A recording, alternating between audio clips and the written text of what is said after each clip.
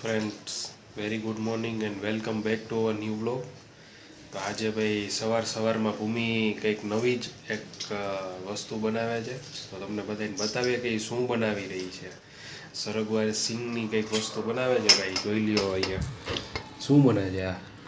અત્યારે મોદીજી ટ્રેન્ડિંગમાં છે, કેમ કે ચૂંટણી છે તો આપણે એની ટ્રેન્ડિંગ ભાવતી વસ્તુ જ બનાવવાની છે આજે. અચ્છા, તો અહીંયા બને છે ભાઈ આપણે સરગવાના પરાઠા. પરાઠા છે.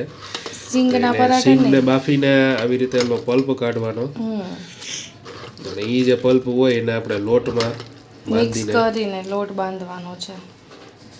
પછી લોટ બાંધવાનો એટલે એના પરાઠા બનવાના છે ભાઈ. આજ તો ફેવરિટ મોદીજીના પરાઠા છે ભાઈ, આ સરગવાની સિંગના. તો જોઈ લ્યો ભાઈ, આવી રીતે પલ્પ કાઢે છે ને પલ્પને પછી પલ્પ કાઢવો થોડો અઘરો છે, થોડીક વાર લાગે. આપણે પેલું સીતાફળમાં શું કરીએ, પેલી બાસુંદી બનાવીએ, સીતાફળ રબડી બનાવીએ ને એની જે રીતે પલ્પ કાઢે ને એવી રીતે એમાં પલ્પ કાઢવાનો હોય છે. આને બાફી નાખવાના પહેલા સરગવાને, ને પછી એની સિંગને મસ્ત એટલો પલ્પ નીકળો છે, સરસ મજાનો. હવે આનો આપણે લોટ બાંધીશું. આ જે છે ને, આ પાણીને આપણે લોટમાં નાખવાનું, આપણે જે પરાઠા બનાવીએ ને એમાં. એટલે એના પરાઠા થઈ ગયા, મોરિંગાના પરાઠા થઈ ગયા ભાઈ. હેલ્ધી મોદીજીએ નવી રેસીપી આપી છે. આવી રેસીપી મસ્ત બનાવી છે ભાઈ. મોદીજી એ બધાને છે ને હેલ્ધી છે, એકદમ હેલ્ધી વે માં લઈ જવા માંગે છે ને, કે તમે હેલ્ધી ખાઓ, ફિટ ઇન્ડિયા, હેલ્ધી રહો. India. હા, ફિટ ઇન્ડિયા, હેલ્ધી ઇન્ડિયા, હે ને? હેલ્ધી ઇન્ડિયા, હેલ્ધી કહેવાય, એકદમ હેલ્ધી. પાણી આપણે નાખીએ એના કરતા આ નાખીએ. B12 ઘટતું હોય ને એના માટે બહુ સરસ બહુ છે. સારો છે.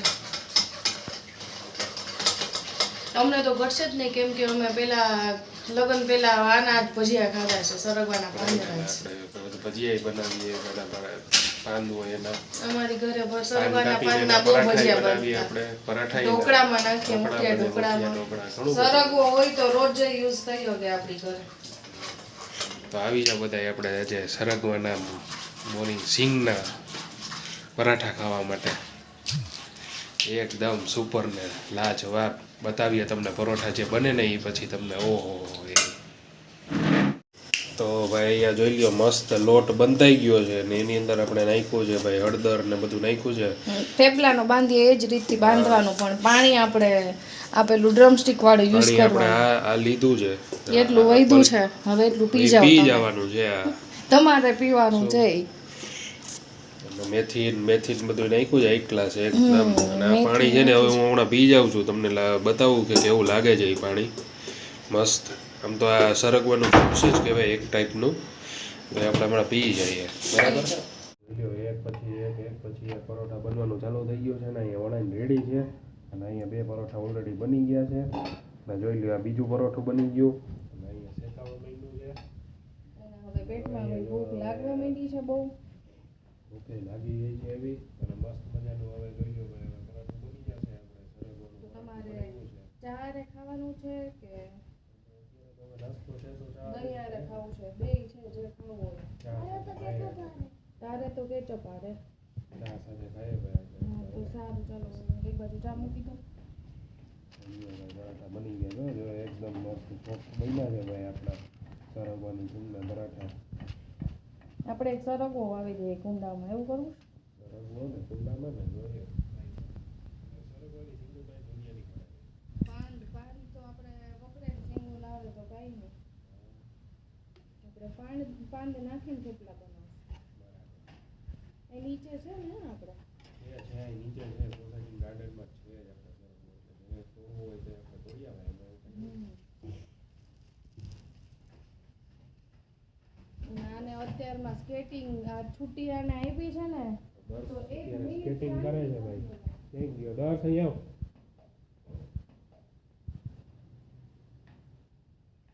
સ્કેટિંગ આવડી ગયા છો ભાઈ 10 ને.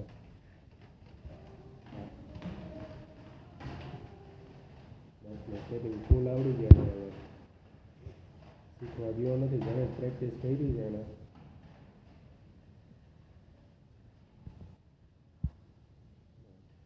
પકડી ટન મારી લીધો.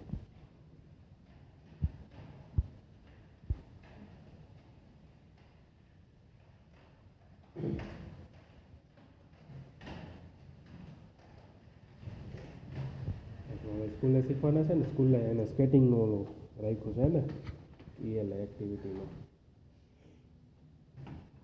ચાલો તો ભાઈ સ્કેટિંગ કરો અને ત્યાં સુધીમાં પરાઠા અને ચાય બની ગયા. પરાઠા બની ગયા છે અને એક બાજુ જો ચા બનવા મુકાઈ ગયો છે. બાજુ આવી ગયા બધા મસ્ત સરગવાના પરાઠા ખાવા માટે. આને ક્યાં લઈ જાવ છો? આવી ગયા સરગવાના ભૂખ લાગી છે ને એને એટલી ખાલી થઈ ગયો તો આ ભાઈ ખાવું તો હોય ને બધાને ખાવું હોય. થોડું વજન ઘટાડ્યો છે તો પાછું વધી જાય.